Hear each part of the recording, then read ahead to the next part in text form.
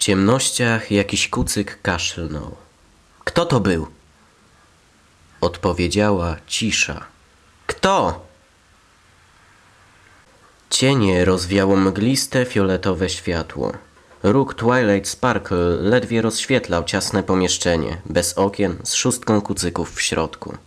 Jawił się im świat ciemnych fioletów i głębokich czerni, gdyż wszystkie kolory były zniekształcone przez jednolitą aurę magicznego narzędzia. Cienie wycofały się w kąty, kręcąc się na granicy zasięgu czaru jednorożca.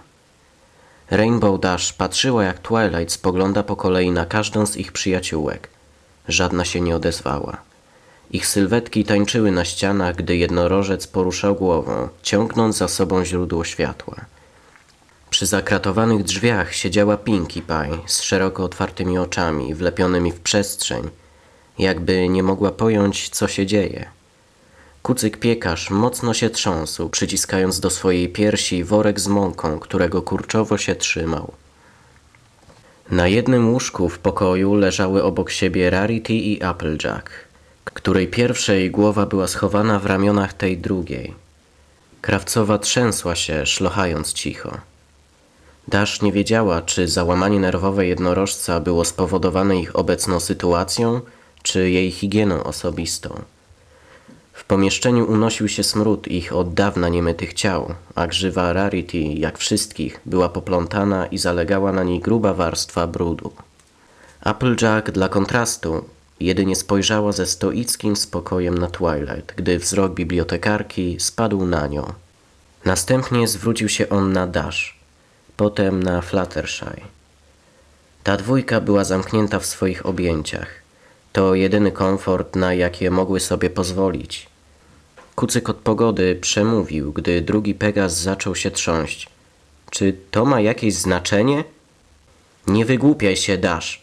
Lepiej jak przetrwa 5 z nas, niż żadna. Kaszel to jedyne ostrzeżenie, jakie dostajemy.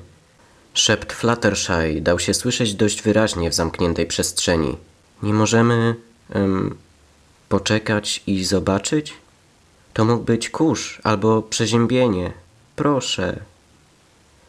Naprawdę chciałabym móc zaryzykować, Fluttershy, powiedziała Twilight, łagodząc lekko swój ostry ton. Ale gdy to wejdzie w ostatnie stadium, nie ma odwrotu.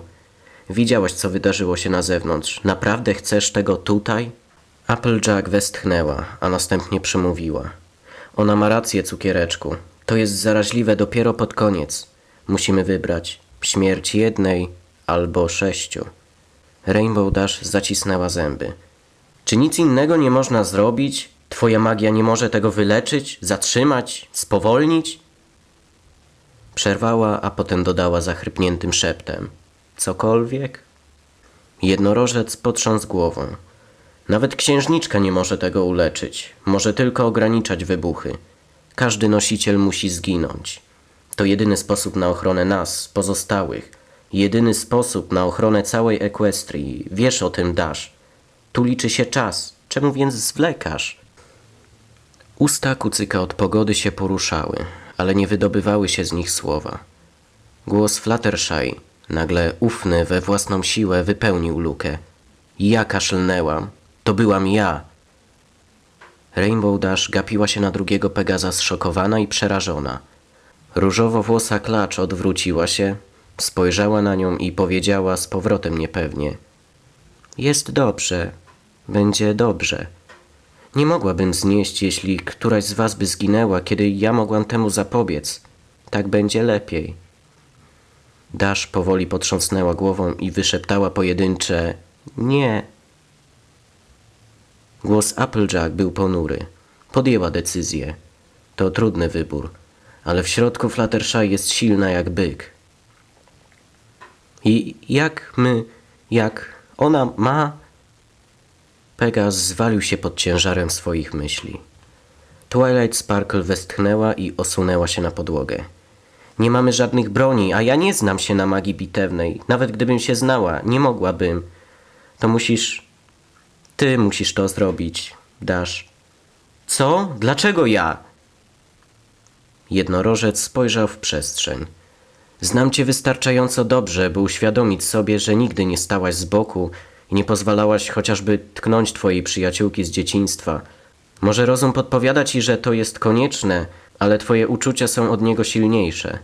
Zapytaj siebie, czy gdyby miała to być któraś z nas, naprawdę nie chciałabyś, żeby nikt inny, tylko ty, nie musiał...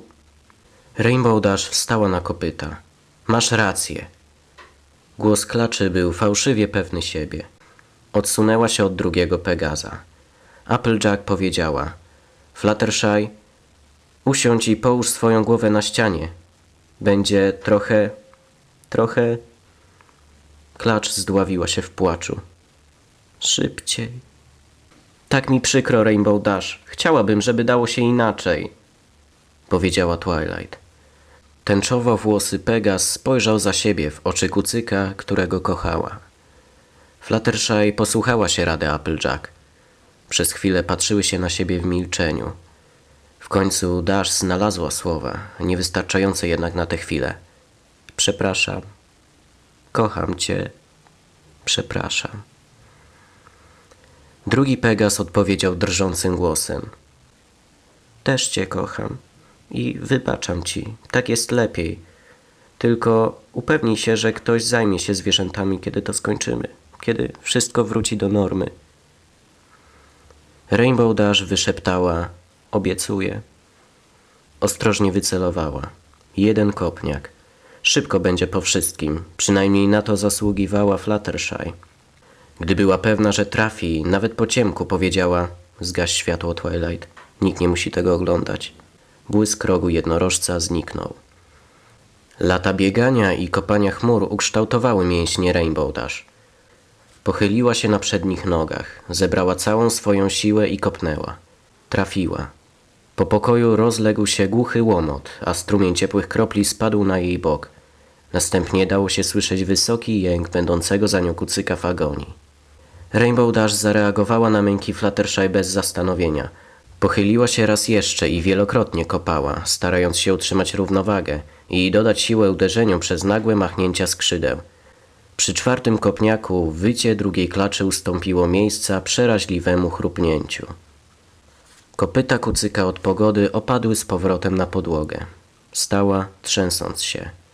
Jej oczy były szeroko otwarte, a serce prawie wyskakiwało z jej piersi.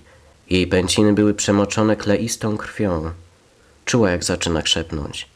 Zastanawiała się wbrew siebie, czy ten brud się kiedyś spierze, czy jej futro będzie już zawsze nosić czerwoną pozostałość jej obowiązku. Zaszlochała sama do siebie. Zapanowała cisza. W ciemnościach jakiś kucyk kaszlnął.